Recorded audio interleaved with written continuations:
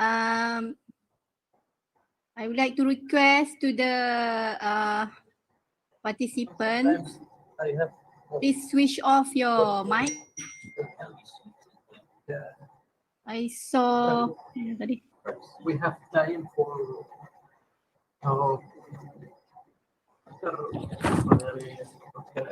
Mr. Adil Ali.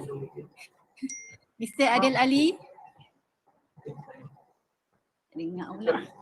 5 minutes, 15 minutes, but when they come, take 1 hour. Okay, I think we start. To you,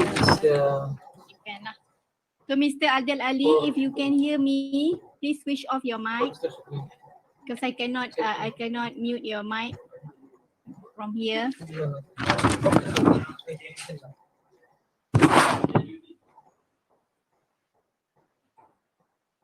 Okay, so today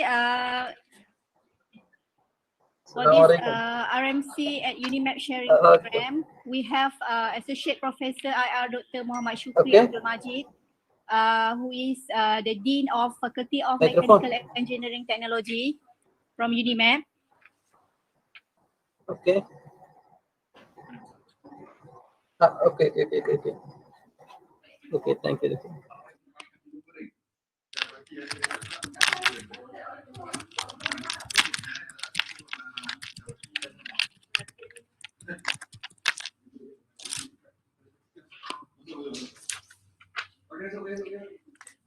So Dr. Shukry, would you like to try sharing your slide, Doctor?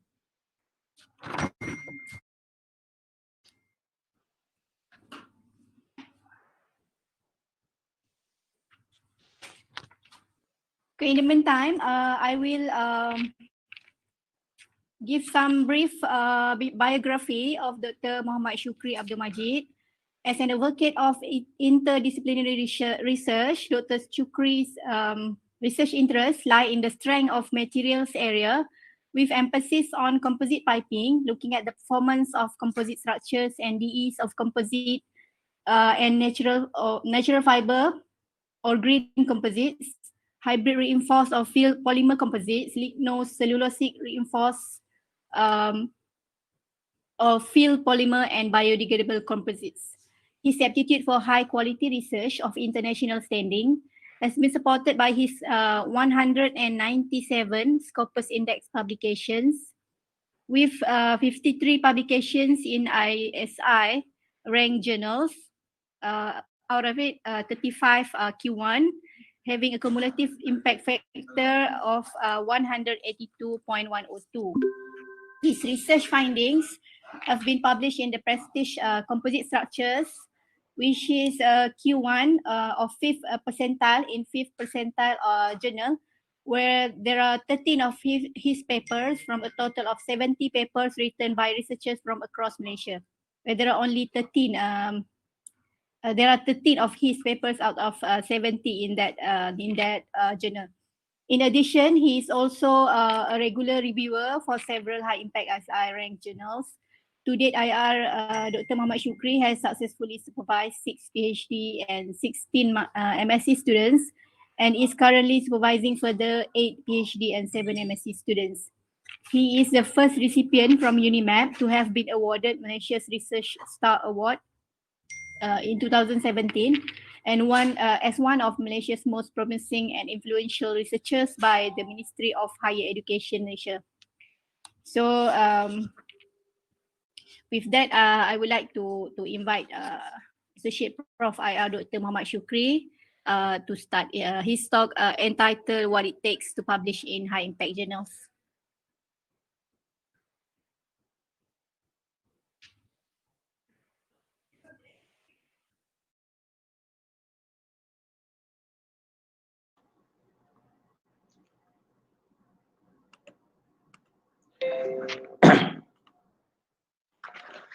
Okay, Bismillahirrahmanirrahim. Assalamualaikum warahmatullahi wabarakatuh, and very morning to all.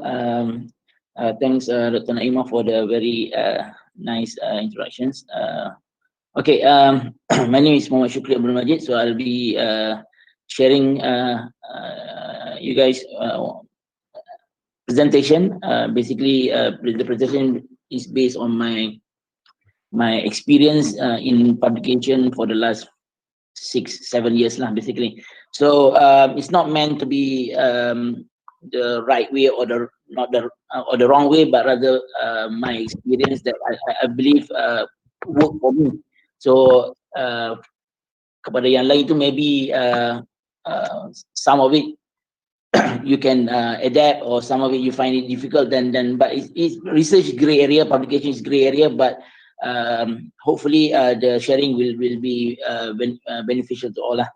Okay, just a quick one on my sharing my experience as mentioned by Dr. Naimah. Boleh dengar lah? Boleh dengar? Boleh clear.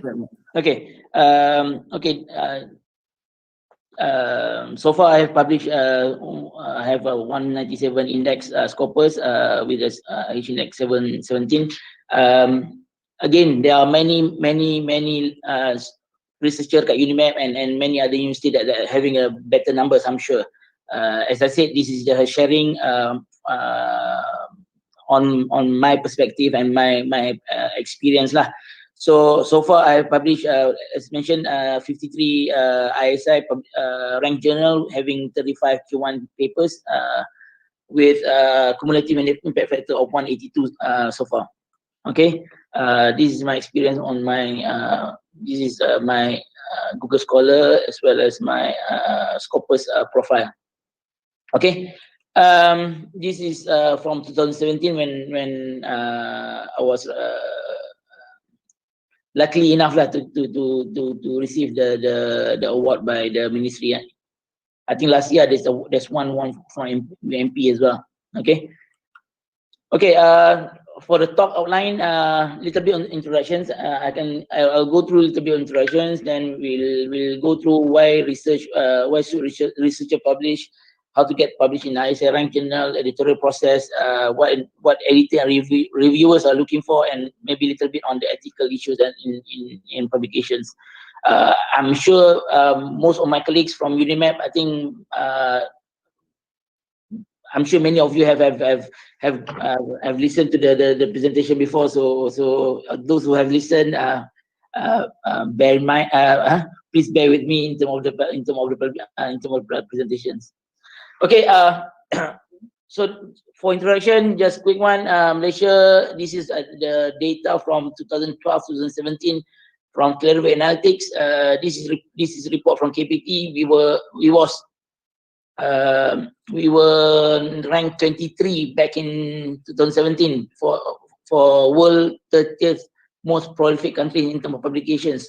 We have good numbers, but our field weighted citation is not as good as other countries lah. Kalau you tengok macam I think there's one from Denmark 1.8, Netherlands 1.8 is quite high lah in terms of their field weighted citation impacts. They're talking about citation impacts. Anything basically, one is the global standard. Above one is the much better. For example, 1.8 million that they are 80% higher than global punya standard. Okay, this is based on the 2013-2017 report by for the in terms of research and innovation performance of Malaysia University. Okay, for overall Malaysia, as mentioned, we have about good numbers, 118 publication in Web of Science, 37% in terms of Q1 journals altogether, and then but our CNCI, which is the category for normalized citation impact, is slightly below the global rank lah, global standard. Okay. This is a rank or data statistic for our RU universities. You can see that UM is way ahead compared to others lah. They have a good numbers in terms of Q1 journals. This is 2017 data, 2013, 2017. I think recent one, they are almost over 50% their publication is Q1s. Again, this is CNCI, which is the citation impact.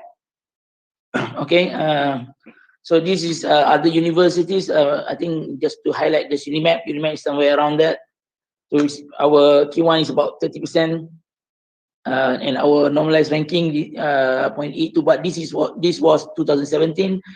Recent one, I think Unimap is about 0.9 something. Okay, which is we are improving with that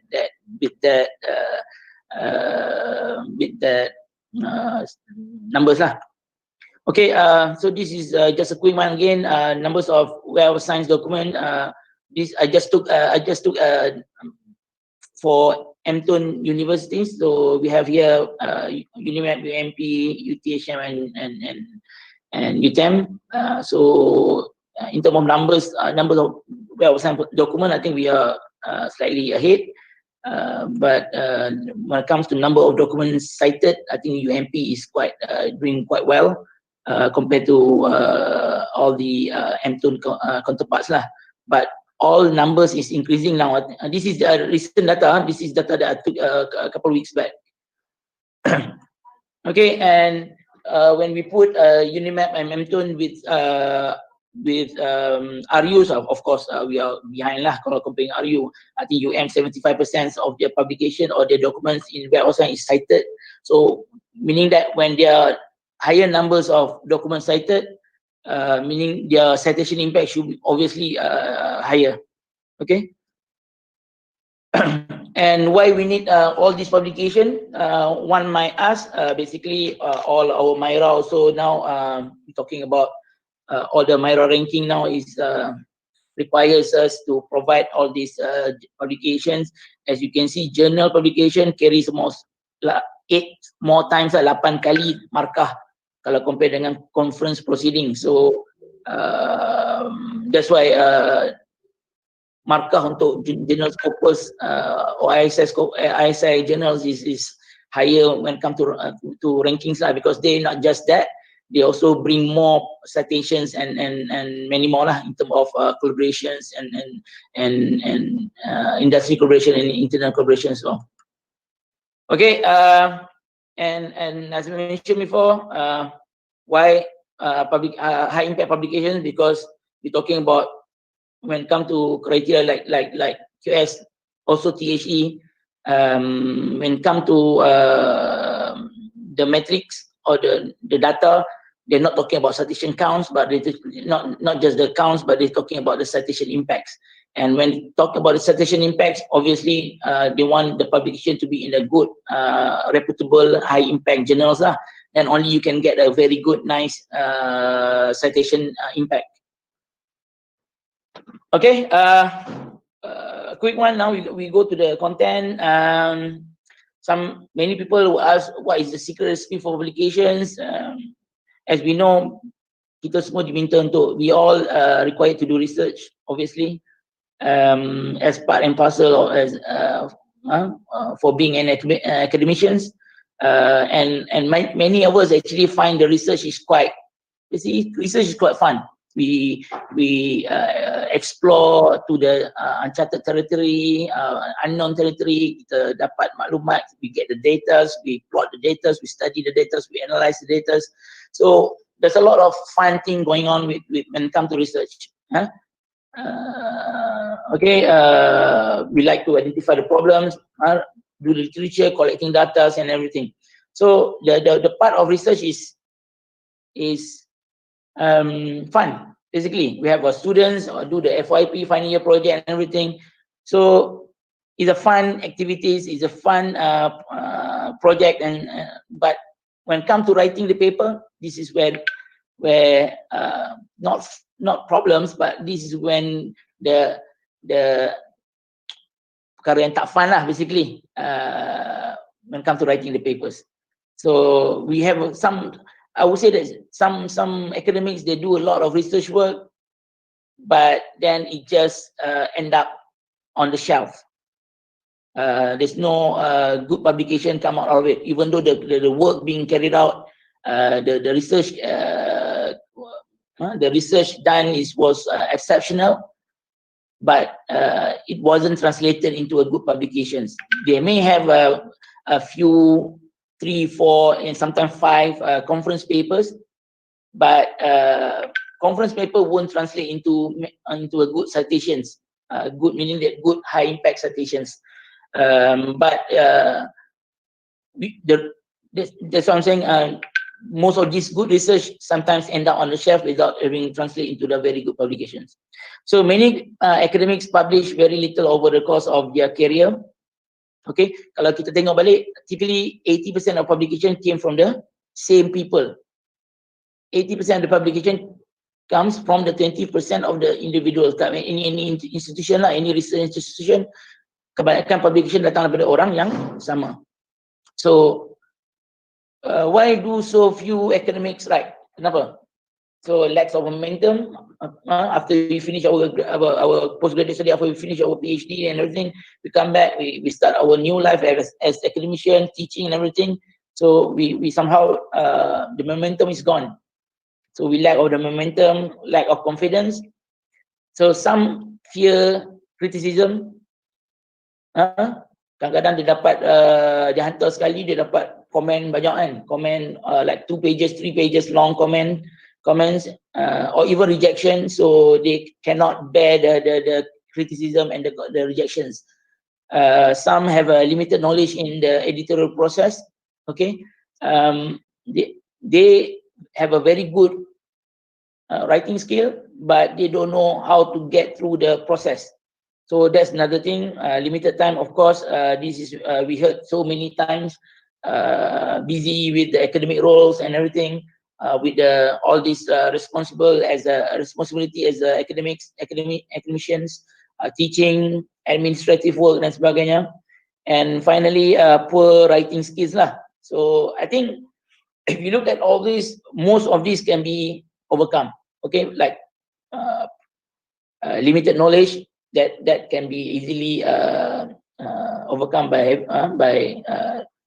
attending courses and learn from people who have more experience in terms of publications, sebagainya. Poor writing skill nowadays, we have a very good. We can always talk to your friends. You can always send the paper for proofreading dan sebagainya. So there are ways of getting through all these hurdles lah. Okay. Sebab apa kita nak kena publish? Because who value on published work benefits person who did the work. Basically, nobody benefits from it. Even when we receive a grants, we want the grants to when we do the research, we want it to be published so that that can be reported, can be into a public domain as findings for other researchers to refer to in the future. So who is in the disadvantage? The researcher, other researchers, but tak dapat data-data tu. You do the research, you publish dalam conference proceeding paper, which is of course conference proceeding paper meant untuk sharing, platform for sharing rather than reporting the complete findings of the research. So then other researchers couldn't benefit from the research that we did lah. So another person another organization that on the disadvantage, on the loser, on the is the funding body lah, because they didn't get the outcome that they wanted. Okay, so again, why do you publish? To attract more students, to create network, to generate new ideas, advance in science. Of course, when you publish, sometimes you get comments, sometimes you get people who want to collaborate with you. Then it's open a lot more opportunity untuk kita lah. And then to get a job, so there's a lot of financial reward lah, publication, citation, incentive dan sebagainya from the universities. But these come in various type of rewards dan sebagainya. But most of the time is why we publish is because normally kalau we are at university ni because of our dean say so ataupun our supervisor lah. Masa kita buat PhD, students, for example, the main driver would be the supervisor. Supervisor need to get the students to publish as part of their research venture lah. Okay. Okay. Then I move to talk about the publication. What kind of publication? I think most of us are very familiar with these terms and these definitions. But for those students who join the sessions, I would like to give a quick definitions of what it meant by journal paper, conference paper, and so on. Okay, there are two types of common publications: journal articles, conference paper. Okay. Then you, of course, journal you have peer reviewed and non-peer reviewed, but of course for most of high impact journals, then of course it's going to be peer reviewed. Okay, conference paper, as I mentioned earlier, is professionally scholarly oriented, but it meant it's very normally it's a short paper lah. Normally it's about 5 to 8 pages, but it meant as sharing. As a sharing platform to get feedbacks of ongoing research. Okay, so it never meant to be like a proper, complete publication that having all the data that can be shared in proper manner lah. You may share some of the process, some of the earlier findings or preliminary findings, but it never meant to be like final publications. Most conference we try to get a paper published index. Nowadays, the value of conference proceeding, semua conference proceeding sekarang today need to be indexed lah in order to get numbers. So most of conference proceeding these days is indexed by Scopus. Sometimes those really established conferences, they send their papers to they have maybe the chair or somebody from the conference committee is a very good editor, an editor of a ISI journal. They may collaborate and propose some of the very good papers from the conference to be published to the journal. Of course, normally it won't go direct, but it would need to go through some sort of extension. The paper need to be extended, and then of course need to go through another cycle of peer review process. Whereas ISI ranked journals, normally ISI is basically stand for International Scientific Indexing. So normally this journal is indexed by for ISI normally is indexed by Clarivate Analytics these days. Clarivate Analytics used formerly known as Thomson Reuters last time, but it was bought by Clarivate Analytics. ISI offer bibliographic database services and its specialty on the citation indexing analysis. Okay, so kalau dalam ISI ni normally kita ada tiga ni yang main database lah. Basically the Science Citation Index, which is the engineering, the science, and then we have social science and art and humanities. Okay, so of course people talk about impact factors. Will anyone ever cite the paper, or will it be a dead weight or on our impact factor? So people talk about impact factors. Impact factor basically decide the rank of the journals. So how is it being calculated? I think again this is very for more established researchers. This should be very common to you guys. Impact factor basically is just a number of citations over 2 years, over the number of publications over 2 years. So then you get those numbers referring to the how much is being cited in the last that period of time. So impact factors is being used to rank the journal. Then they within, of course, it rank the journal within its own discipline lah. Okay. So the important issue, so submitting to your journal to appropriate ISI journals, the important issue that you should care is the scope of the journals. Of course, nowadays you're talking about the impact factor and the citation and reputation of the journals. Some may go for a Q2, Q3 journals. because they have better connections or they have a better reputations being managed or being managed by the editor that is well known, for example. So some journals also, although they have a lower Q ranking, but they have a very good number of citations over the years, but they have a large volume, so that's why the numbers, the impact factor is slightly lower. However, because of the numbers of citations over that period of time, then people wouldn't mind to get to send the papers to that sort of journals. Okay, just a quick because people talk about impact factors a lot, but basically impact factors only can be used to measure the journals. It's not to be used to measure the impact of individual articles. For example, if I'm publishing a Q1 journals having impact factor of 5, and another person, colleague of mine from computer science, for example, publish a journals having impact factors of 2. That doesn't mean my publication is ranked higher than his publication, because mine having 5 impact factor and he's having 2, because we are 2 coming from different disciplines. Okay, so they need to go beyond. They need to look at the rank of their respective journal, respective papers, publication dalam that respective discipline. That's why then we have this definition of quartile with Q1, Q2, Q3, and Q4. Then only is more or less may not be the same exact, but more comparable if you're talking about 2 different disciplines. Okay, and then impact factor is to compare influence journal within the specific subject area to use by the librarian to manage the subscription, by researchers to identify journals in respective field. Yang lain tak apalah. So as I said, basically impact factor is used to rank journal within your respective disciplines.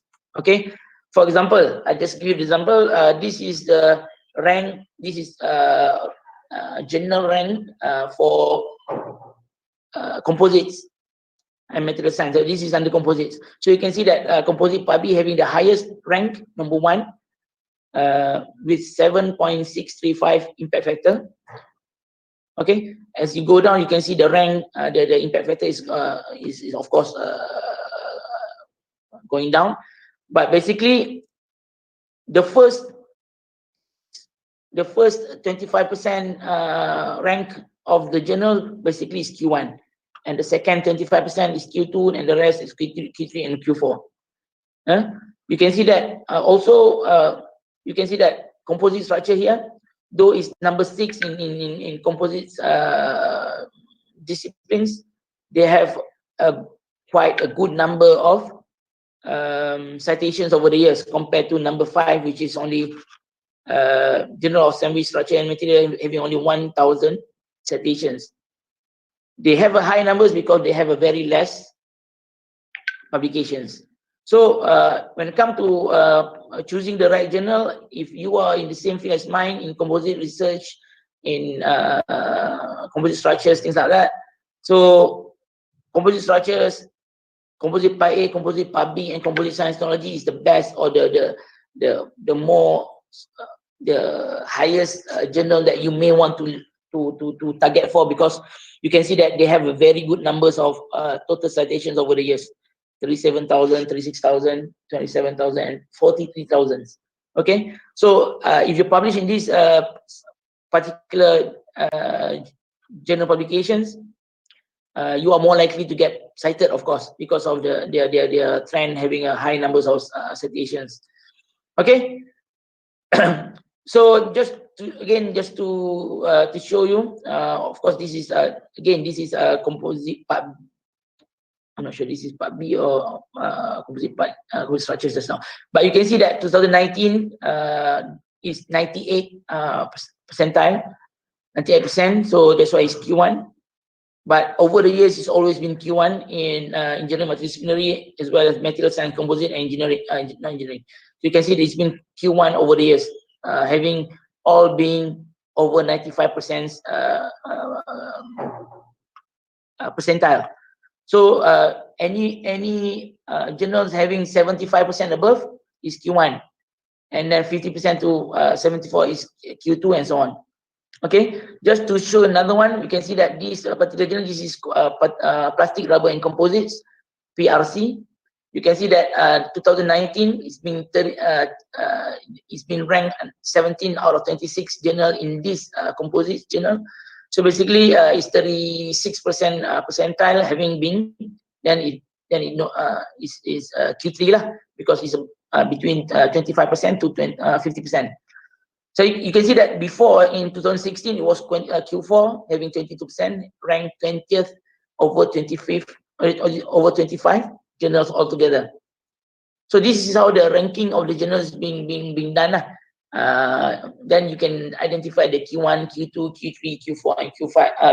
Q1 and till Q4 lah, journals. So there are also journals under Web of Science that are not ranked. So they are basically, they have no impact factor. They either normally they are new journals that are being introduced. They're yet to be having that numbers in 2 years numbers for citation to be counted, to be calculated for their respective impact factor. Okay. So how you get accepted in the high impact publications? So the most important thing is to choose the right journal. Choosing the right journal. Okay. So there are many high impact factors journals. People would argue or debate in terms of which one to go.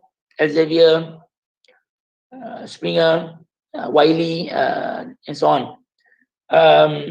Yeah, but it depends on the field. But this is the most important part that you need to be able to decide in terms of choosing the right journals. Okay. This is again, there's no right or wrong in terms of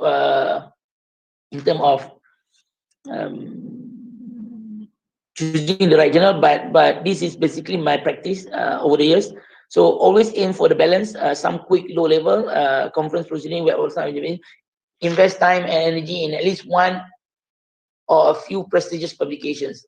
If you can do one, basically you can do more. You just need to get the first one.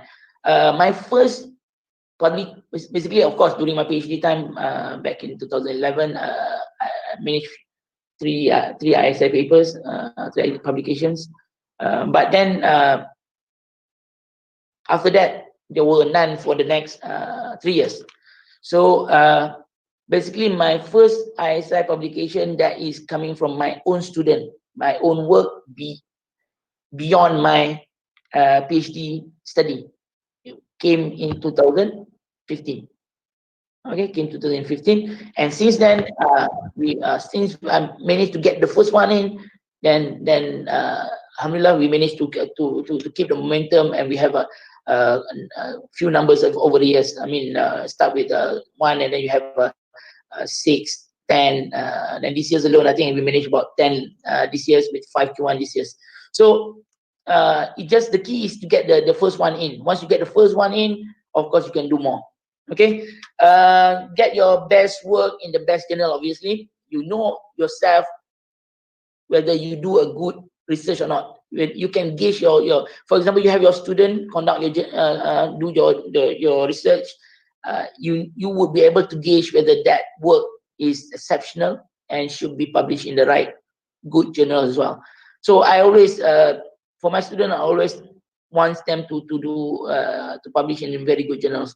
Even sometimes, even though we have a slightly less, bukan tak bagus student yang agak ni, they themselves doubt themselves in the beginning, because they say, doctor, I cannot publish in these high impact journals because they lacks English proficiency dan sebagainya. Tapi at the end, they manage. Some of my students yang tak berapa bagus English pun manage sometimes 2 Q1 papers in their studies. So as I said, the key is this: make sure you do a good research, and then I think the publication will come. The important is the good research. Okay. Avoid non-refereed journals. Macam kata tadi, normally non-refereed journals ni you hantar get published, atau those yang berbayar, not berbayar for open access, but berbayar for you bayar, you get published within 3 days or within 4 days. Try to avoid that kind of journal, because one, it won't, nobody going to cite that publications, and then it's not gonna look good in our CVs and our list of publications. Okay, avoid volumes with low prestige editors and authors or publishers. Avoid editors that work slowly, of course. We want nanti saya tunjuk balik kenapa cara macam ni kita choose publication, how we few key point that we need to look to avoid these journals having editors that work very slow lah. Sometimes dia punya turnaround, kadang-kadang turnaround dia 36 minggu, which is very slow lah. Okay, what get you accepted? Attention to details, check and double check your work, consider the reviews. English must be as good as possible, doesn't have to be great, but need to be good. What I meant by that is that of course we are not native speaker, but we get the student to write as good English as possible. If the student capable, then we can just submit. If the student need some help, then you can always send the papers for proofreads, and then you can submit the papers. Okay, presentation is important. Take your time with revision. This is also important. Bila sometimes kita hantar the papers, we get feedbacks from reviewers, the peer review. Take your time in terms of responding to the queries, responding to the questions, recommendations by the reviewers.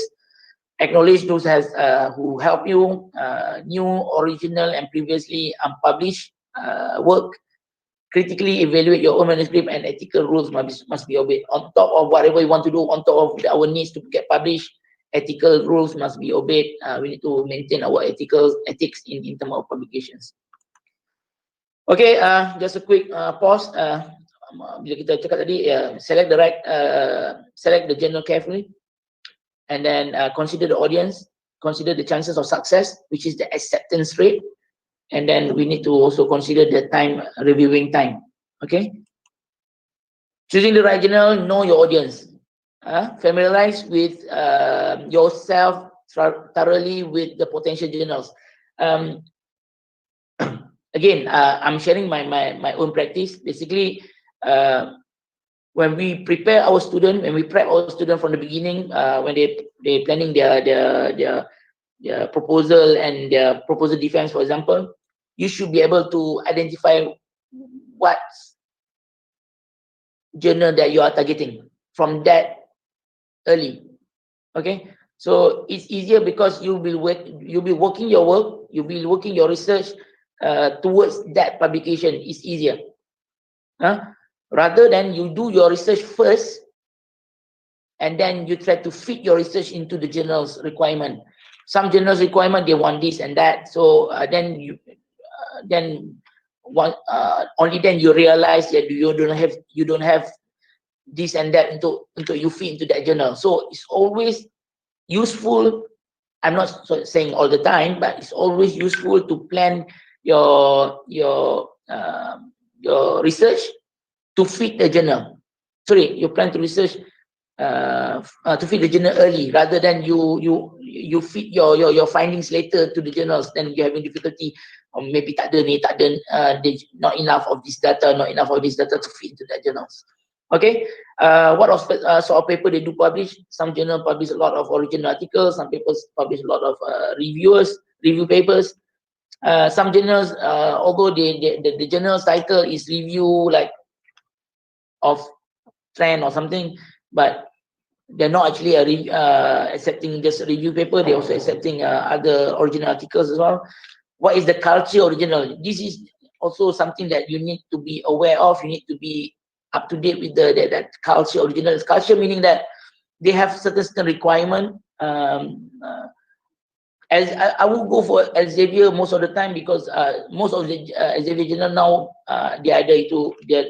they have those write your own way type of preparing the paper. Write your own way, meaning there's no format. It's a free format. You send to them, and then once the paper got accepted, the paper will go through production. Then the production will fit the paper into the format of the journal formats. So that's easier, because if you got rejected, for example, it's easier for you to go for another journal without having too much to do with the formatting dan sebagainya. Dulu, if you go previous years, 5, 6, 7 years ago, most of the journal very tight, very rigid with their formatting. So once you need to do the formatting, and then once you do the formatting, if the paper got rejected, and then you need to revert to another journals, and you spend time again to just do the formatting or the reference style and things like that. So it's quite meticulous and tedious. Like I said, Elsevier is now having that write your own way, which is very good. Another culture you need to also be aware of now, sekarang ni ada trend ataupun new requirement like graphical abstract, like highlights, like credit statement, a statement of statement of interest,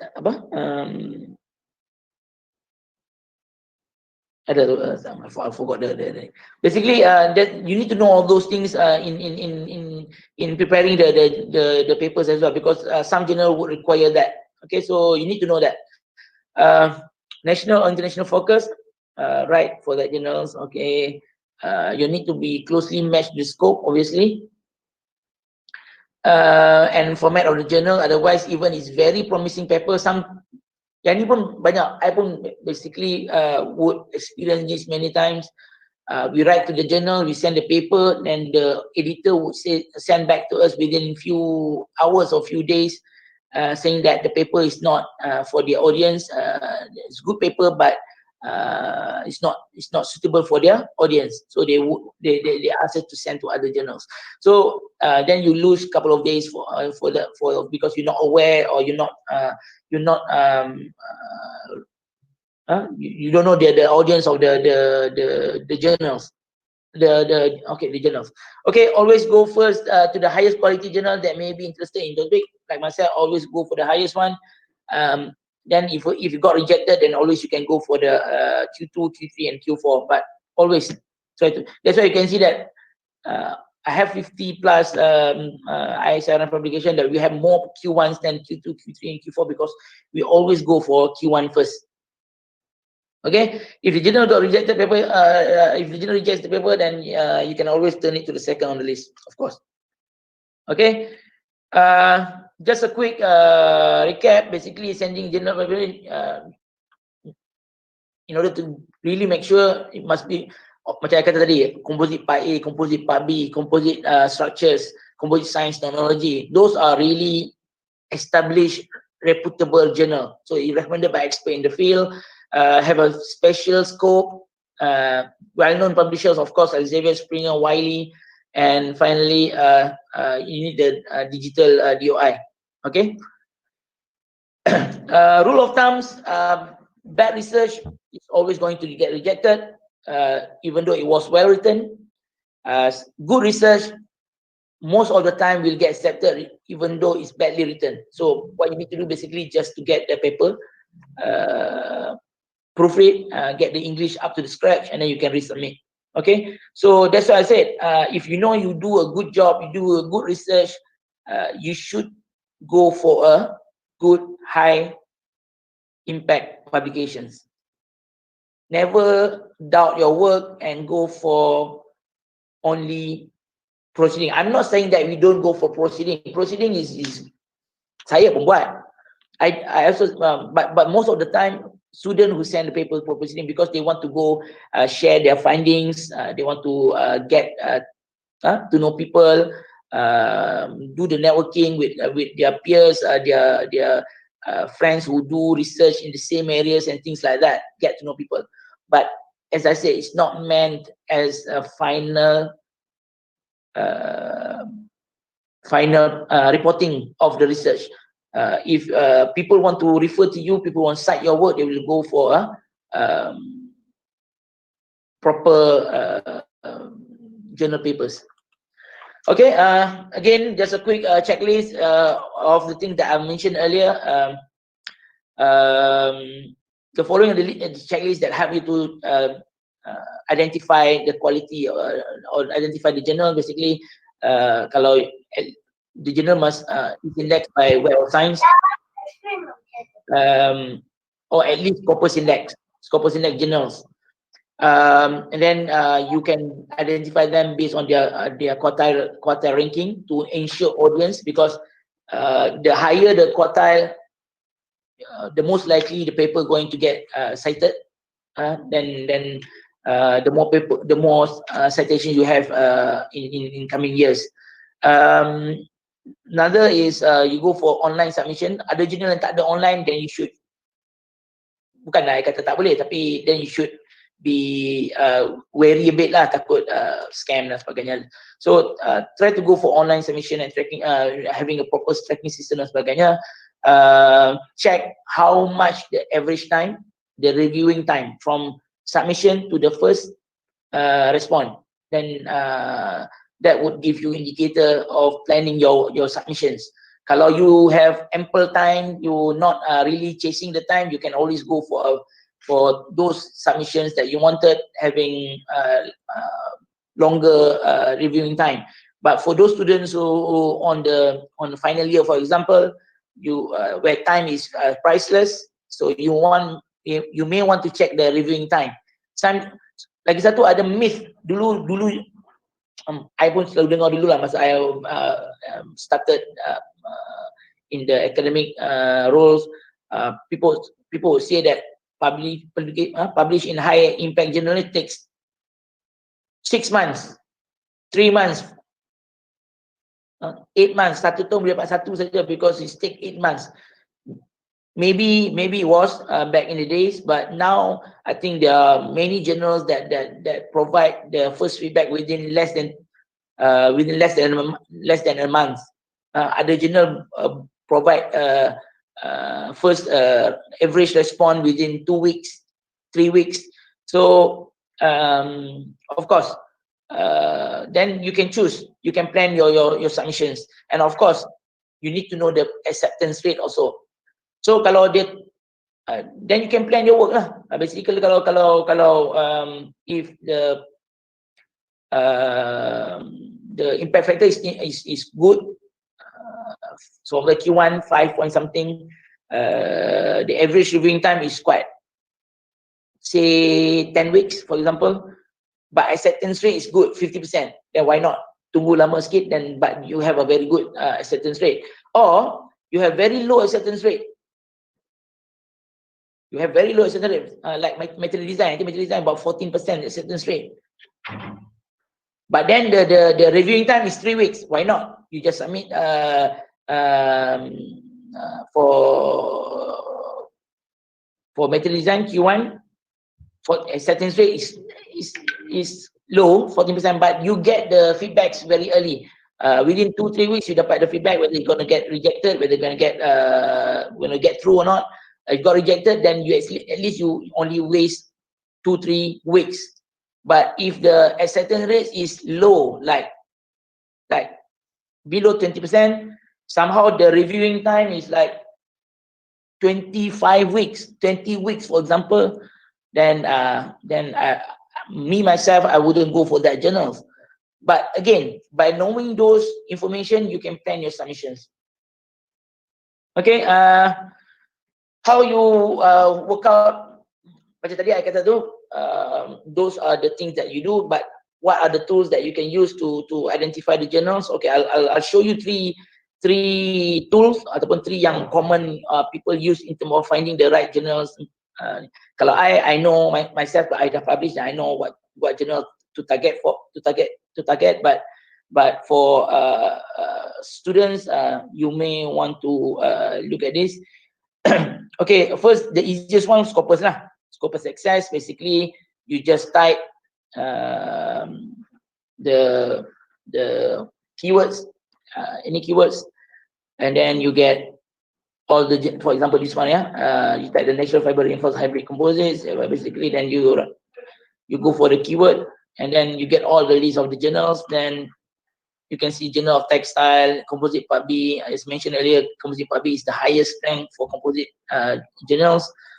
Then you have material chemistry, composite structures, polymer testing, dan sebagainya.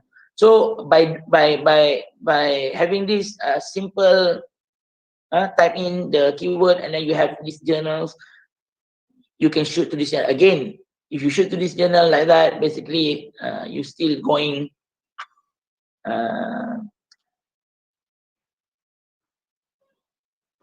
blind juga lah. You can blind because you don't know, like I said just now, you don't know the reviewing time, you don't know the acceptance rate, and so on, so forth.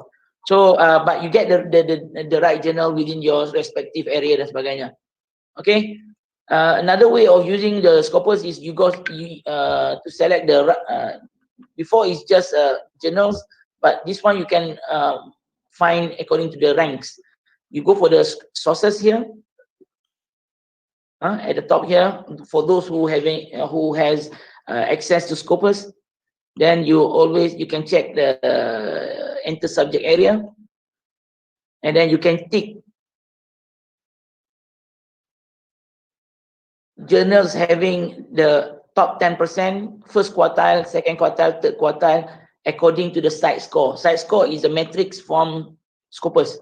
Okay, so of course, as you know, before we're talking about impact factor and sebagainya, that was meant for Web of Science. But similar concept, you use a site score, then you have a 10% rank, the top 10%, first quartile, second quartile, third quartile, and the fourth quartile. And then you can, if you tick for, you want to target the top 10% and first quartile, then they'll give you the 99%. For example, this program is polymer science. I think this is even impact factor. Also, this one is like 30 plus, I think. Okay. Biomaterials, impact factor about 10, like 8 or 10. Acta Materialia, composite part B, impact factor this is site score. Site score is different than impact factor, but similar concept. But site score is the metrics used by Scopus to rank the journals, similar like impact factor for Web of Science. Okay, you can see that this is for top 10%. Okay, so you can do that choosing your disciplines under ceramics and composites, but you can choose your respective research area. Then you can work out these journals that you want to target for. Okay. Another is by second option is by Journal Finder. Again, Journal Finder is also very useful tools where you can let me show you this is link or not.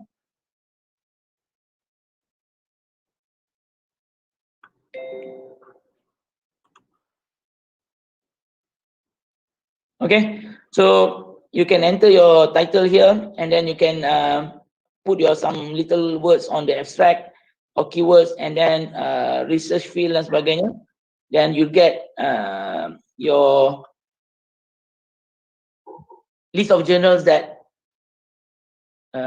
having similar that you can submit your papers. So I think we try one here. Just a quick one.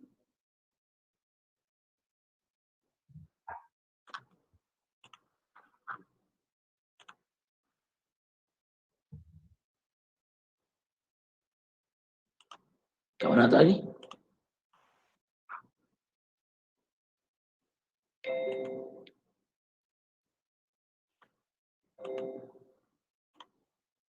Okay, sorry.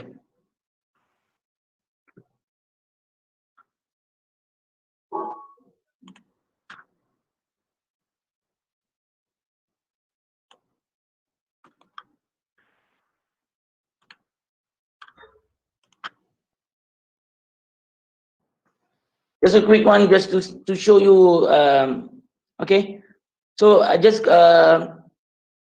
take one of the my publication recently that was accepted.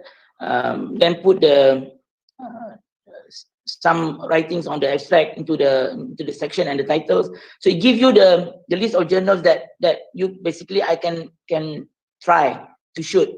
Okay, for example, polymer testing having a very good text match score, having a set score of 5.1, Perfecto 3.2, Isi Q1.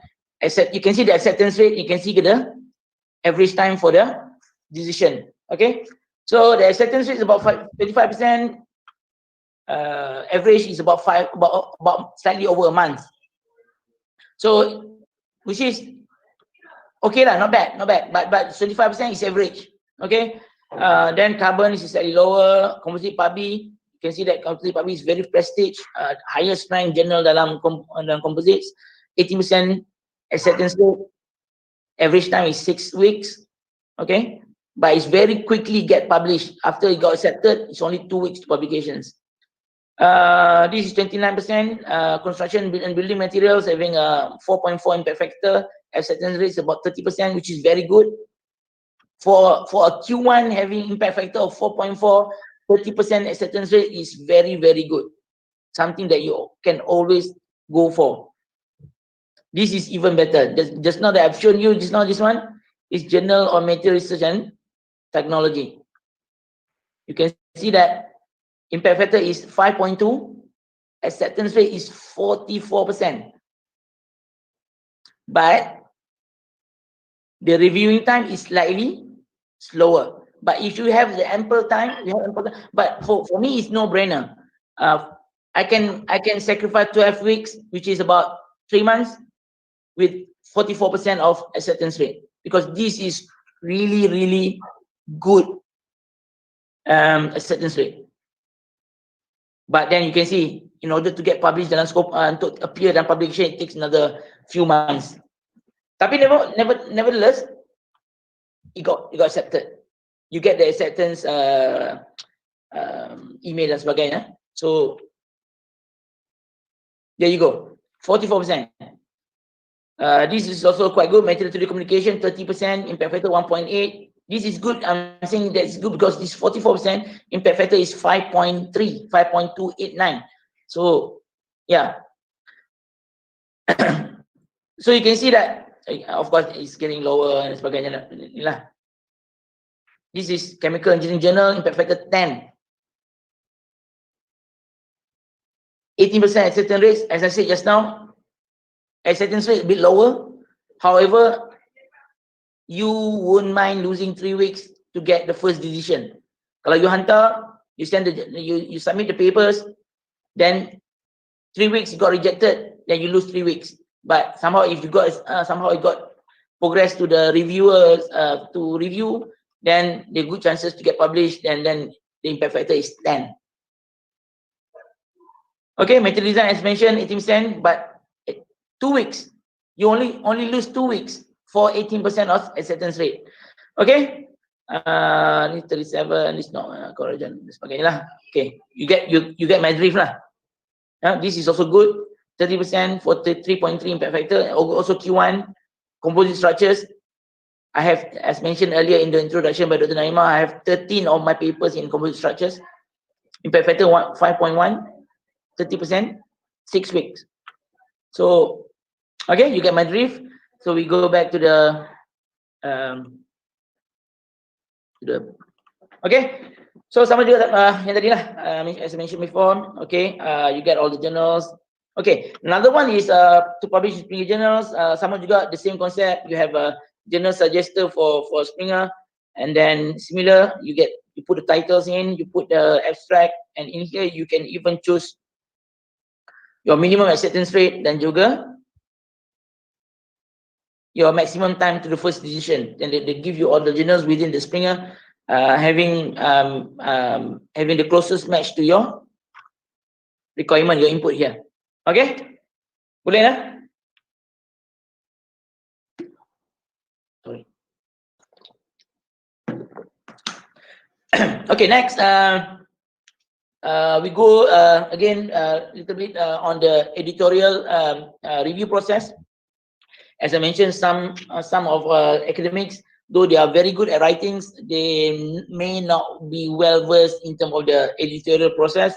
Okay, so this is basically just the overview of the editorial process when you submit your paper to the journals. First and foremost, once you submit the journals, you go if the paper meet the requirement, it go through the editor. Editor will check whether the paper meet the requirement or the scope of the journals. If there's any certain requirement, like I mentioned earlier, the highlights, the graphical abstract, the credit statement dan sebagainya. Then you also sometimes they check maybe you have a requirement like some journals having a tighter requirement, like they maybe have a limited number of pages and things like that. So, for example, material letters, you cannot material letters, a short paper, 4 pages, you cannot have more than 1,600 words, for example. You cannot have more than 3 figures, for example. So, editor will check all this to ensure that it meets the requirement. Or another thing, they will look at the suitability of the papers to meet the scope of the journal or the audience of the journals. So basically, this where most of the rejections come. Kat sini selalunya rejection always happens here. Almost 50% of the rejections happens here. Kita hantar, kadang-kadang hantar pagi, petang tu dapat dah. We send the paper in the morning, in the evening we get the papers back. Reject because it's the editor feels that the paper, although it's good paper, is not suitable for the scope of the journals. Okay, so then of course you got rejected lah.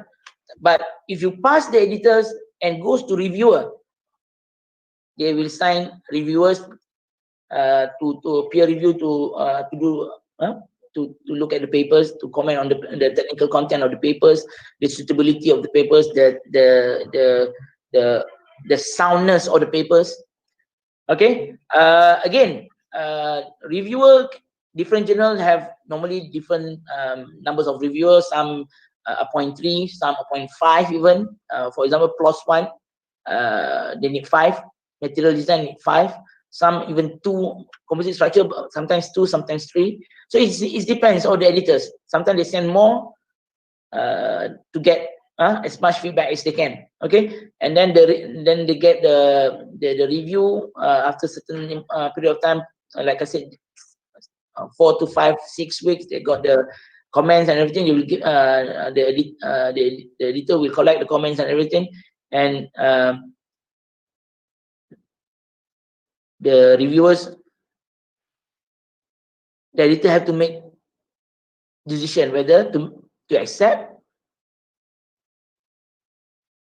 to reject, or to request the authors to do corrections or to make revision to the manuscript. Okay, as I said, the first level here, most of the 50% of the paper got rejected here. If you pass this one and it got reviewed, normally 80 to 90% the paper will get published. The only thing you need to do is the revision. The only thing you need to do is the revision. Once you do the revision, very unlikely the paper going to get rejected. Very unlikely. I'm not saying that you won't get rejected, but very unlikely. I never had any of my papers that was request to do revision, to do corrections. We resubmit, and got rejected. I never had those experience, but I know my colleague of mine that were asked to do correction and everything, and then when they resubmit, then it got rejected. So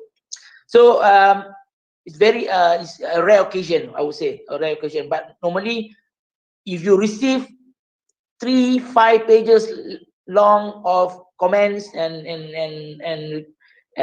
recommendation by the reviewers to do corrections, to do revision, you just need to do it. Once you do it, as I said, most likely the paper going to get published, of course. Okay, of course, it's very tedious and very lengthy process. You need to go through whether the review, sometimes the review may not be relevant, but you need to answer to them. You need to provide feedbacks. If you don't agree, if you agree, then you do the correction. If you don't agree, you can always rebut with the necessary rebuttal lah, comments and sebagainya, bukti supported by evidence and sebagainya, and sebagainya. Okay, so thousands paper received each year, acceptance rate typically about 5 to 30%. As I showed earlier, kebanyakan between 17, 15, 12 to 30%, and as I mentioned, those who having more than 30%, that is a good acceptance rate. Okay, so basically about 10 to 30% acceptance rate. So at basically this is without review, rejected. Without review ni basically rejected by the editor, without sent to review. After review, as I mentioned, most of the time 80, 85, 90% going to get accepted, provided you address all the comments, and only 10 to 5% on rare occasion the paper got rejected after revisions. Okay. Okay, as this is sama juga review process. Review result may be one of the following: to accept, as I mentioned, to accept, to resubmit a review, and very unfortunate to reject. In the resubmit case, the paper is still alive, although there are an uphill battle to be won, whereas paper reject basically hit a dead end with that journal, meaning that for that journal is closed case. You need to do the correction, and then maybe try to find other journal that you can resubmit the paper. Okay. In case of resubmission subject to review, the author should prepare the detailed response to the reviewers. Reviewers do not have the time to patiently track down every recommendation they made to see how you have addressed in your paper. So you need to put a proper rebuttal ataupun respond to each comment that were given to you by the reviewers. This is the post submission. If you receive minor and major, for me, there's no different minor and major. You need to highlight. You need to address both. Minor, of course, gonna just little bit lah. But major, you need to address a lot more. But both having the same success rate.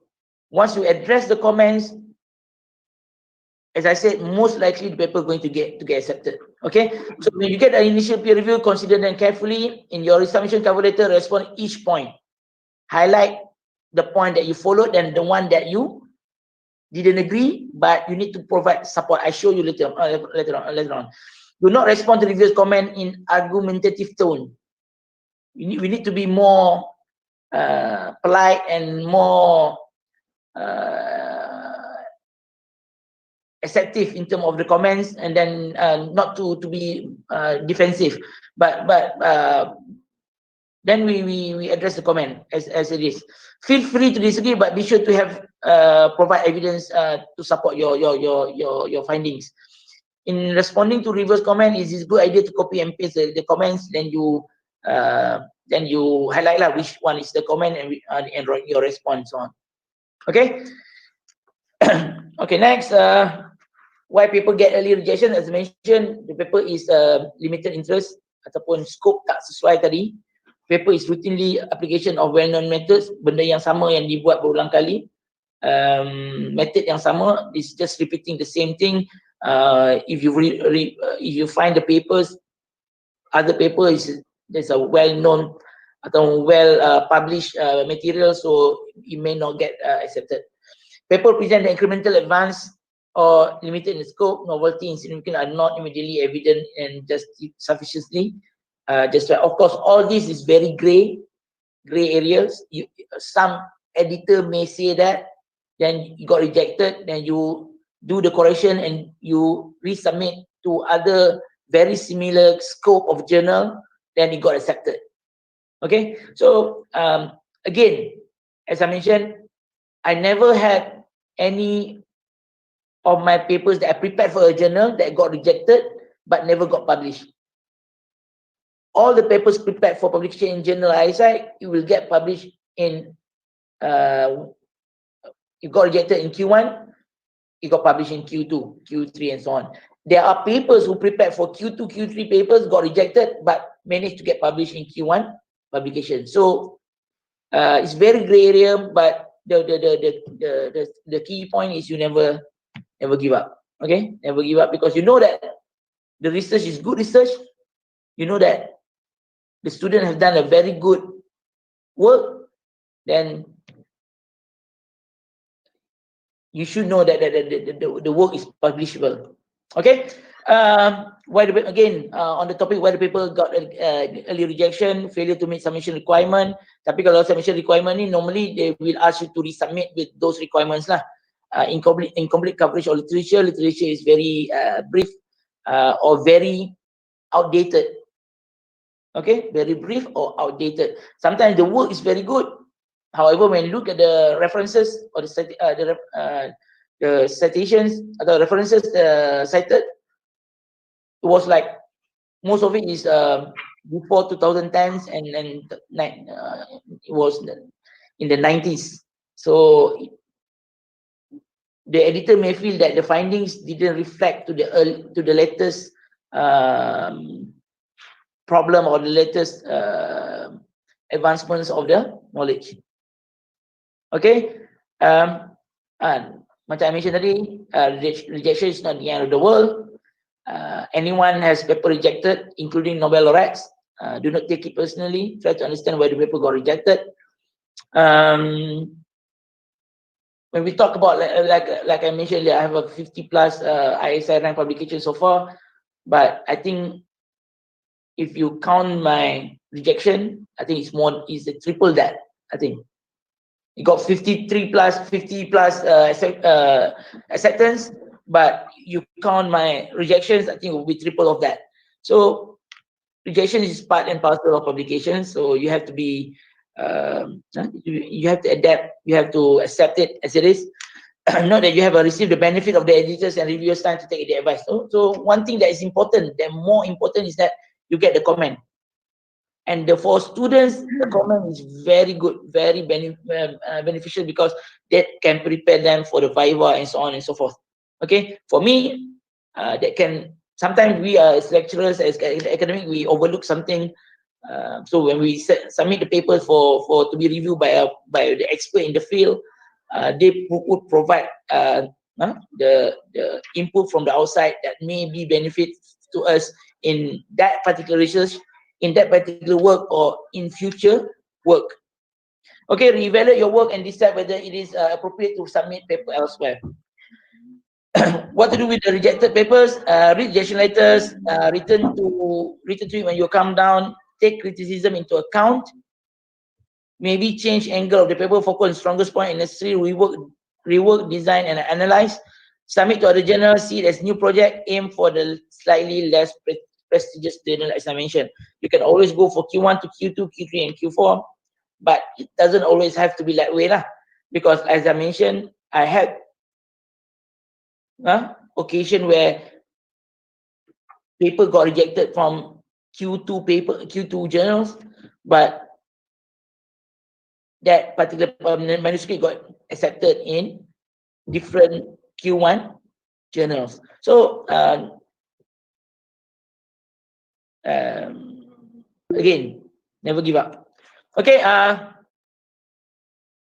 never treat publication as a lottery by resubmitting a rejected manuscript directly to another journals without any significant revision. This is something that I always mention to my students or my colleague in the faculty. When we receive the comments from the reviewers, never just you don't agree, basically just you don't do any correction, you just resubmit back to other journals, because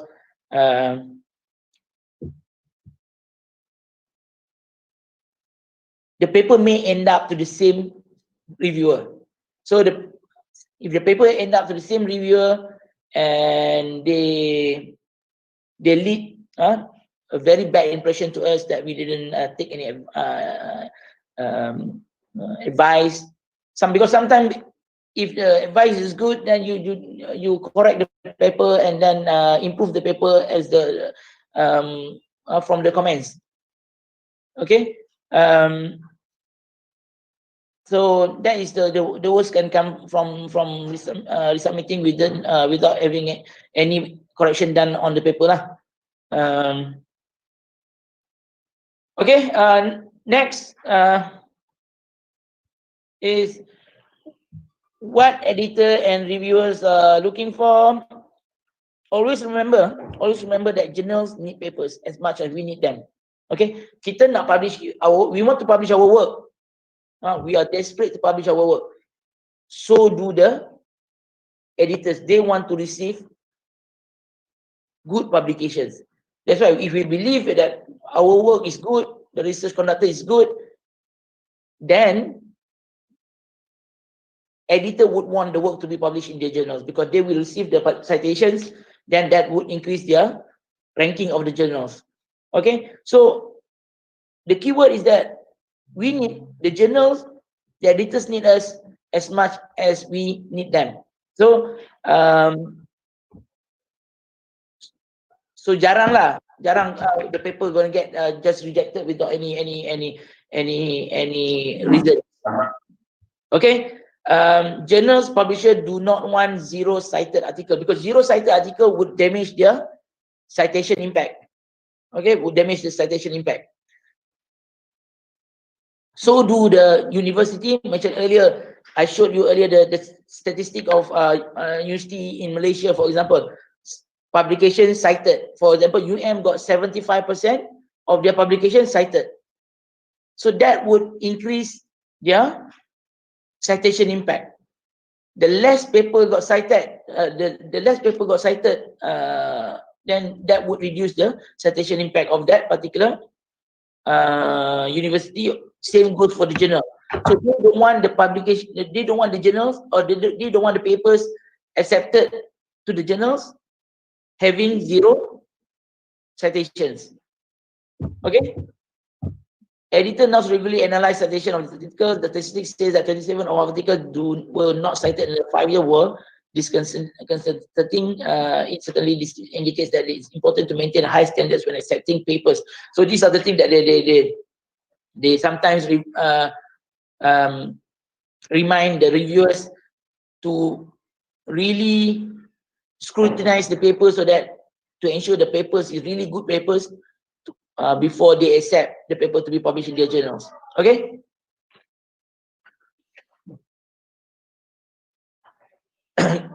Q1, Q2 like to publish paper that are going in Samalah. I think this is the same thing.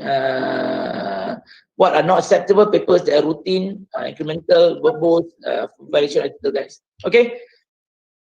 Editors and reviewers look for originality. What's new about the subject, treatments or results, relevance to the extension of existing knowledge. This is, if you have PhD student, obviously PhD student is always about creating new knowledge. So that's why I always believe that for PhD work, it must get published to high impact journals because you always talk about the relevance to the extension of existing knowledge. Research methodology, conclusion, valid and objective, clarity, structure, quality of writing, does it communicate well, sound, logical progression of arguments, theoretical and practical applications, and the so what factors. Yeah, recent and relevance of references, as I mentioned. You need to be able to make sure that your findings are relevant to the recent findings. Adherence to the editorial scope and objective of the journals. How to revise your paper, acknowledge the editor and set revision deadline, clarify understanding in if in doubt, this is what I understand, and consult the colleagues of author, meet the revision deadline, if necessary, attach covering letter to identify points, or even if to mention if the paper has been submitted to other journals but got rejected and things like that. Okay, ask why, then comment, then respond to the comment, and you can revise the paper, try again, try to improve paper and resubmit the paper elsewhere. don't give up. At least 50% of the paper Q1, Q2 don't get published. Okay. It get published, but normally it get published in maybe a lower rank journal lah, Q3, Q4 dan sebagainya. Okay, the keyword as mentioned earlier many times is always keep trying. Okay, a quick one on the ethical issues and publications. The term is quite regularly mentioned, publish and perish, but in this case, if you break the ethical rule, you are definitely going to be perish. Okay, the international scientific ethics have evolved over the centuries and commonly held throughout the world. So ethics problem in scientific article, currently banyak ada issue with the ethics. If you're aware, there are now a website, Rejection Watch or something, where they look at they will report all the papers or the publications that were, all the manuscripts that were retracted due to the breaking ethical rules. These are some of the ethical rules that you may want to be wary of lah, ataupun be concerned kalau be concerned in terms of bila kita buat research. Okay, this is the listings lah basically. Unethical behavior that can earn rejection and can even get banned from publishing in the journal. Multiple submission. Never ever do multiple submission, meaning that you want to save time. Then you submit to different publications at the same time. Okay, the reason is that since the paper is very focused, it may end up to the same reviewer. So if the two publications sent to the same reviewer, there are cases happen where same reviewer received two papers from the same papers from two publications. So that's going to be look very bad, and as I said, it's very unethical. And then you have a redundant publication. You have submitted one, then you do some creative writings, and then you basically the content is the same, but you do a creative writing, and then you submit the paper to other publications for another publications lah. So again, that is very unethical, and if it got caught, and then it's gonna have a very bad repercussions. And then of course plagiarisms, data fabrication and falsifications, improper use of human subjects and animal research, and improper author contributions. Improper author contributions, nowadays, as I mentioned, there are most journals would request what we call it a credit statement. That credit statement will give you details of, you need to highlight, or you need to state what are the contribution of each author, so that each author would have a proper contribution to the manuscript submissions.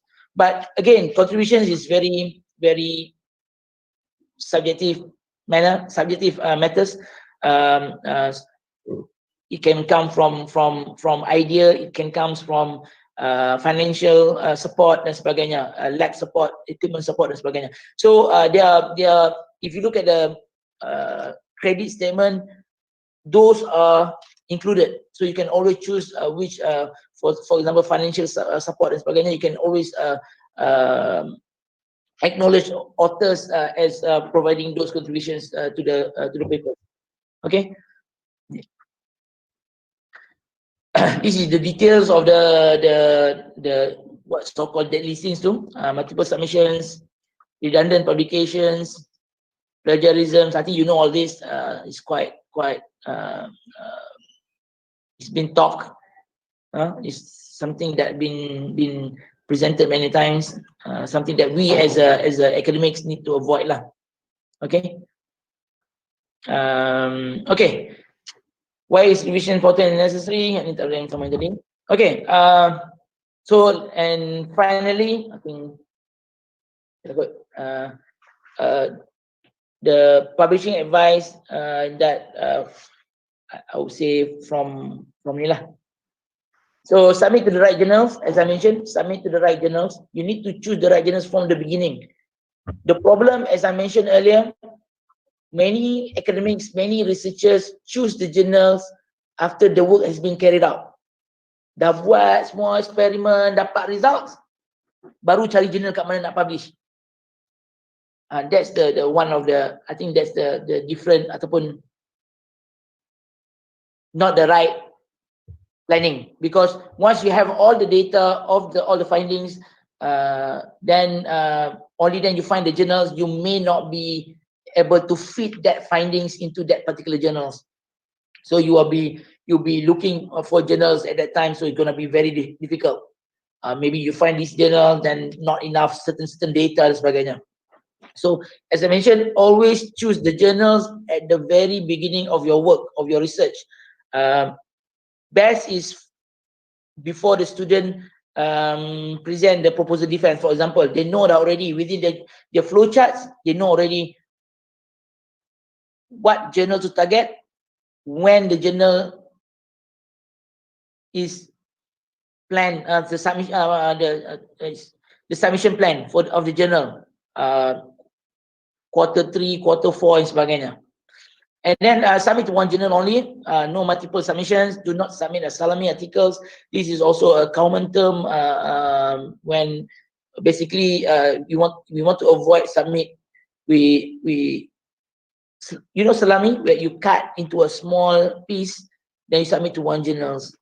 Then cut another piece, you submit another journal. Cut another piece. So basically each publication is not even complete.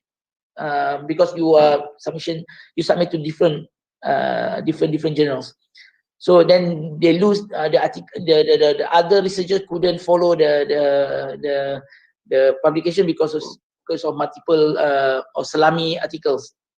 Pay attention to journal requirement, as mentioned. This is very important. The standard requirement is the scope, but the new requirement, as I mentioned, credit statement, conflict of interest statement, highlights, graphical abstract dan sebagainya. Pay attention to structure, check your English, pay attention to ethical standard. I mentioned tadi, ethical standard is very important. Pay attention to ethical standards. Okay, this is my personal advice based on things that I've practiced over the years. Again, I'm not saying that you need to follow this. I'm just sharing my practice. It's always SV to submit the publication, not the student. Yeah, I mean some students submit and they manage to get the paper published. Yes, no problem. But in my case, I always prefer the supervisor to submit, because basically the supervisor work with the students, of course. Tapi the student, the first author always going to be the students, but the author, the corresponding author is always going to be the supervisor. And the supervisor is to submit because the supervisor should be able, like myself, I have my not the big of credence, but I have my own reputation. I've submitted to that journal many times, and I've reviewed many of the journals papers before. So my name is been maybe a bit familiar in that circle. So it's always advantage for the supervisor to submit the papers to the journals. Students sometimes they are very new, so their name is not well known as yet. So it may be a bit difficult, but I'm not saying that no student managed to publish. But yes, student managed to publish, no problems. But in my practice, I always prefer the supervisor to submit, with having the students having being the first author. Choose the right reviewers, of course. Again, when you submit the papers, when you suggest the reviewer to review the papers, always try to suggest reviewer in the same field, obviously. Second is to, if possible, try to suggest reviewer that has published in that particular journal that you are submitting, because they know the requirement, they know the scope, they know the style of the journals. They used to that because they publish there as well. So always choose the journal, the reviewers that know the journals well.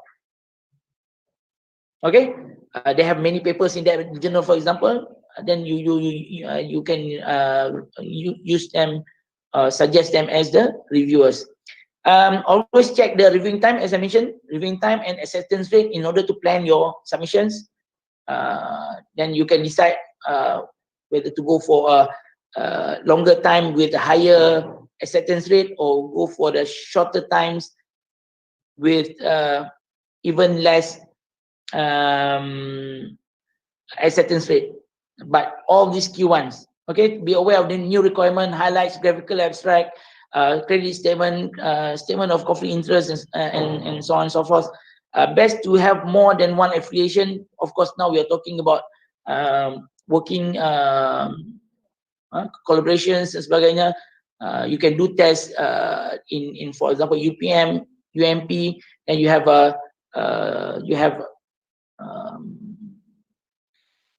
more than one affiliations. So that is going to be good, because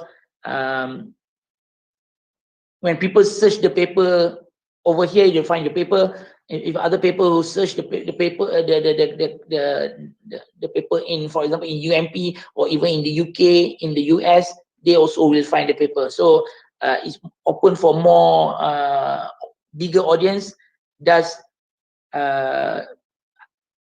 more chances to get cited. Okay.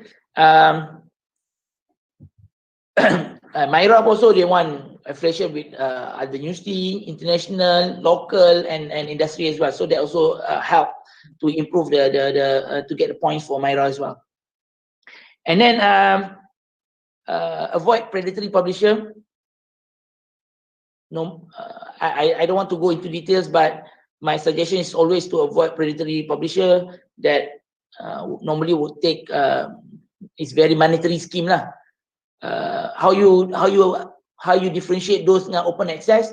Open access selalunya mahal. Open access you're talking about thousands and thousands. You're talking about 4,000, 5,000, 6,000, even sampai 10,000 per paper. They're talking about 1,500 USD, 2,000 USD, 1,800 Swiss franc. So you're talking about 8,000 ringgit.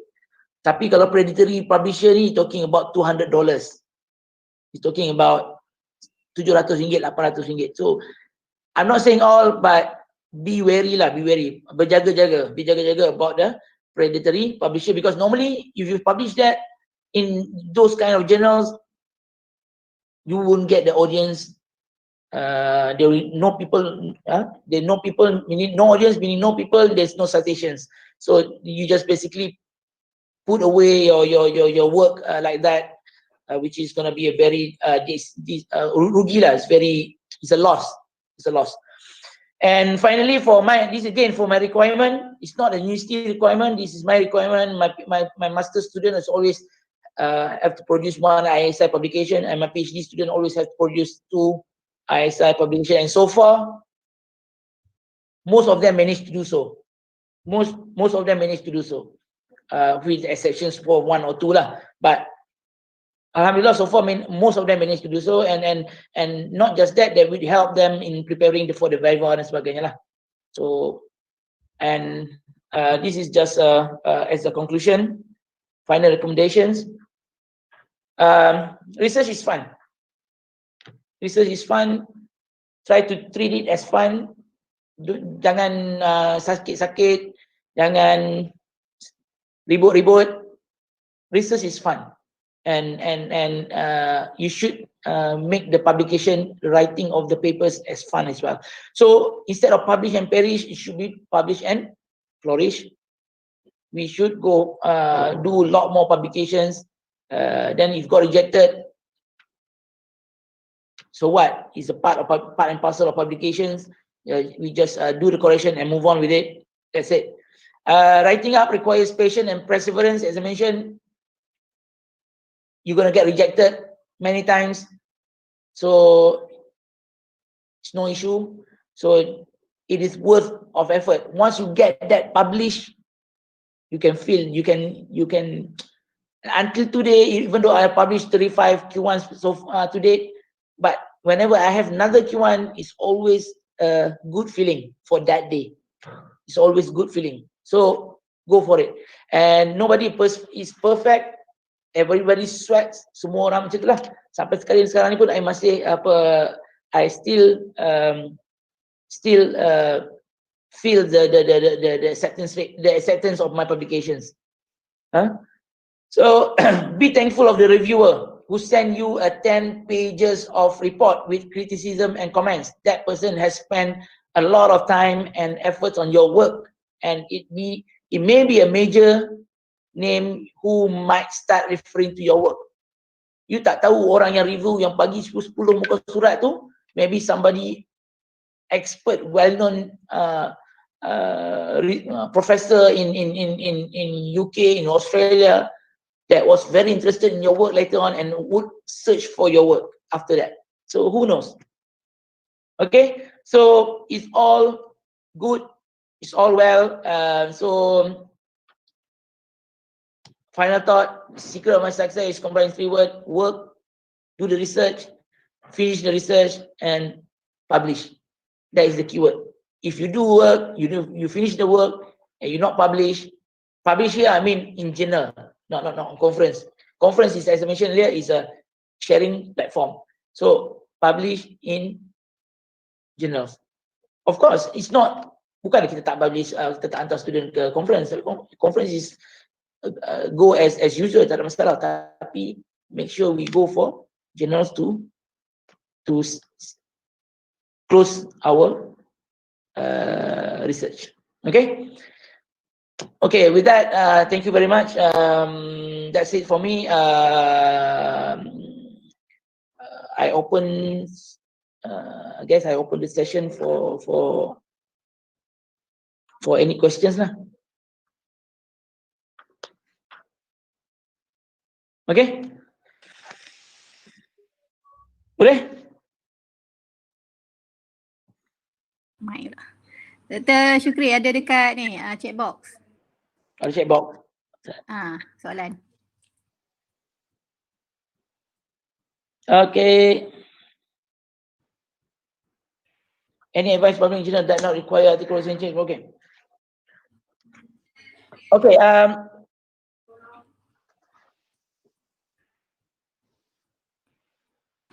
Almost all the ISI rank publication that I've managed to publish is published in journals that don't require APC.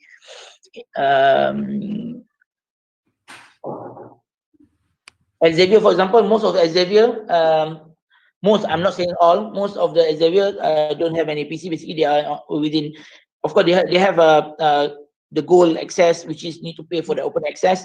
But they have a normal access, which is the subscription punya mode, where the library going to need to subscribe the journals. Most of it is remember this earlier I've shown you how you check from the journal finder all those papers, all the journals listed. Most of that basically, most of that is free. Most of that does not require APC, because most of that I forgot the name, but basically is subscription mode. Open access versus non-open access, which is better? For me, open access, they have the advantage over non-open access because they're open, meaning that people can access the paper without having to subscribe to the journals. For people for industry, for example, they can access the paper because most of the industry don't have any access to scopers, for example, don't have any access to the library. So, but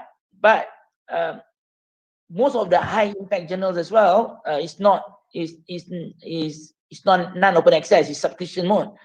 However, many of the researchers have the access from their institution, their research institution, their university dan sebagainya.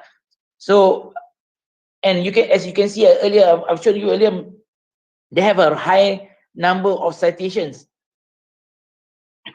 as well. So I don't see much different except the open access, you need to pay a lot. You need to pay a lot. Some can go up to 10,000 per manuscript. Have you published in review paper in high impact journal? If you have question, okay, review paper, that one thing that I don't have, have one, I think, but that's it. I think you get for that. I think you need to get I need to get the better people to answer that. I don't have any good review paper in high impact journals. But the advice is that for review paper, this is again my personal views. You can do a review paper, but most review paper they are expect from an expert. Students, for example, ada student yang berjaya, tapi students normally is not an expert lah. So the supervisor is the experts. When it comes to review, they expect the experts who work in the field for many years to provide the review paper. And some journals with a high impact from like a review for polymer science or something like that, you need to propose in order for you to submit a review paper. It's not open you need to propose, or normally it's by invitations. But anyhow, there are students who manage to get published in review paper, which is very good. Memang bagus lah.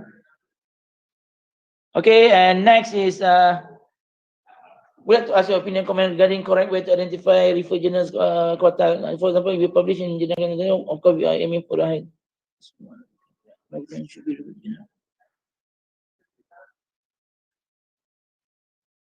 Yes.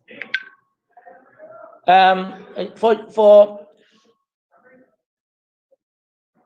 all of my publication this year, we refer to the 2019 impact factor or ranking. Of course, that's why sometimes we thought it's Q1, but next year somehow, even though it's Q1, but it's maybe the percentile is 77, for example. And next year somehow when the results is out for 2020, then we see that the quartile or the Q rankings down to 70% quartile, then it becomes a Q2. So that's happened to me as well. And there's also cases where it was Q2 before, and then the next year, when the result out for this year, it's become Q1. For example, JMRT, yeah, I've showed you earlier. JMRT last year, 2018, it was Q2. The quartile was 74. Sorry, 70. In the midst of 70s, but not yet 75. But this year, when the impact factor, new impact factor out for 2019, the impact factor rose from 3.2 to 5.2, but a lot. Now it's Q1. So basically, you wouldn't know, but but you can guess the trend. Many people start to submit to that journals, and then you can see the trend in increase in the citations. So once you see the increase in the citation, obviously the ranking would increase as well. Same goes for the material design. I still remember back in 2012, 2013, material design is only 1 point something impact factor. Now it's only 5 point plus. So so that's something that we can only guess, but we follow the recent impact factor that were given by Clarivate Analytics lah.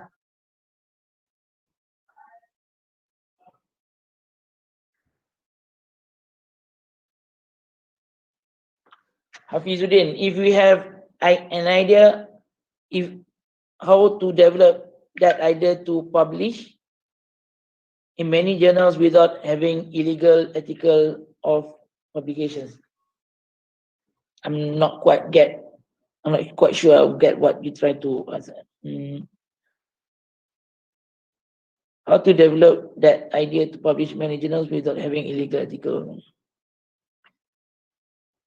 I mean, you need the findings. Of course, you need findings. You need to do the research. You get the findings. You publish it properly. But of course, once the work is published, then that's it. You cannot submit the same work like I said, redundant publications lah. Then you do some creative publication rewritings, and then you resubmit to other journals. You cannot do that. But you can always extend the work. For example, you are working for certain parameters, then you can always work the same work with extend the work looking at other parameters. So that is perfectly fine to carry on working on that research.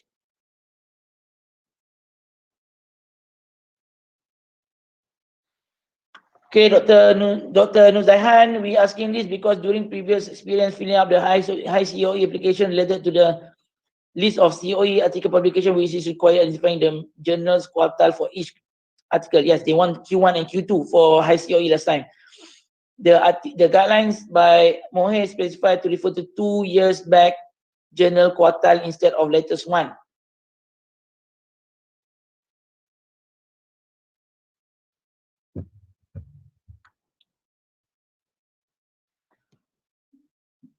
Okay, article published in 2020 should refer to quartile during 2018 or 2019 because 2020 is not yet out.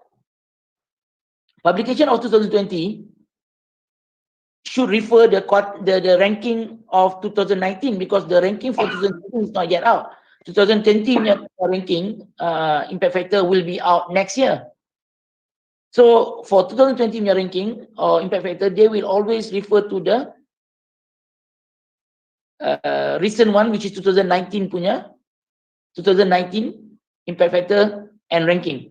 Similarly, for 2019 publications, but for 2019 publication, they can refer to 2019 because the 2019 ranking is already out.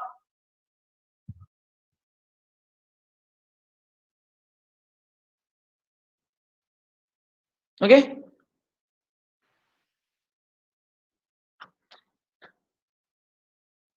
Okay, that's it. Boleh kot jawab Boleh kot kan?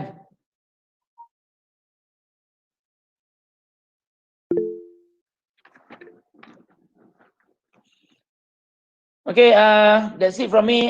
Kalau ada apa-apa lagi, you can always give me a shout, email me or whatever. I can try to communicate or try to answer to best of my knowledge lah.